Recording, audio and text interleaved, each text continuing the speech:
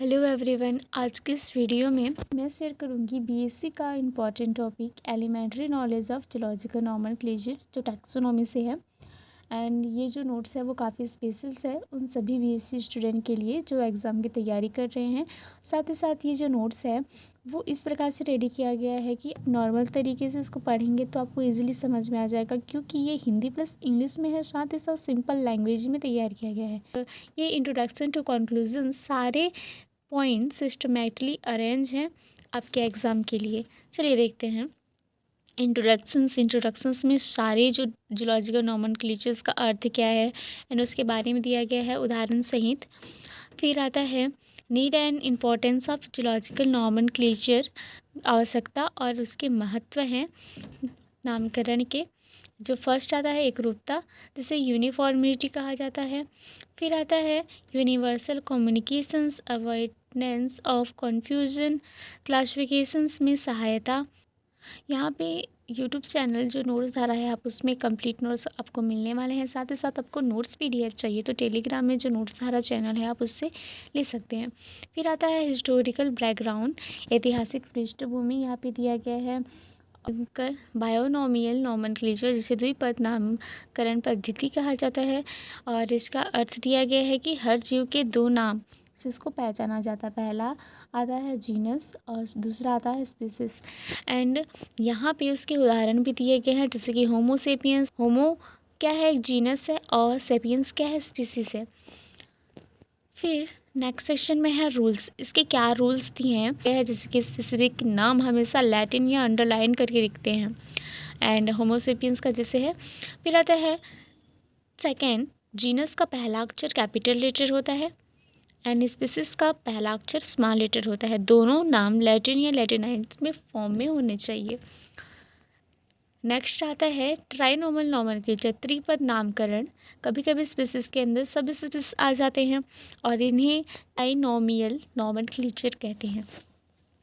इसके उदाहरण भी दिए गए हैं। ये नोट्स जो है वो काफ़ी स्पेशल है सभी बीएससी स्टूडेंट के लिए। एग्जाम ओरिएंटेड नोट्स आपके लिए बनाए गए हैं। फिर आता है international code of zoological nomenclature जिसे ICJN कहा जाता है, और उनके बारे में ये बताया गया है कि ये क्या होते हैं और इनके क्या मुख्य उद्देश्य हैं। फिर नोट्स में ये काफ़ी सिंपल लैंग्वेज में है। और important principle of zoological nomenclature, इसके मुख्य सिद्धांत दिए गए हैं। Principle of binomial nomenclature, principle of priority, principle of homonymy, principle of typifications, principle of coordinations and six आता है प्रिंसिपल ऑफ फर्स्ट रिवर्सल। मतलब वैज्ञानिक अगर दो नाम एक साथ पब्लिश हो गए तो पहले कि जो वैज्ञानिक को तय करने का अधिकार होता है कि कौन सा नाम वैलिड होगा। ठीक है। टाइप्स ऑफ नेम, नाम के प्रकार। तो नामों के प्रकार जैसे कि वैलिड नेम है, मान्य नाम क्या होता है, समानार्थक नेम, होमोनेम जिसे सब नाम कहा जाता है, एंड नोमिनरम।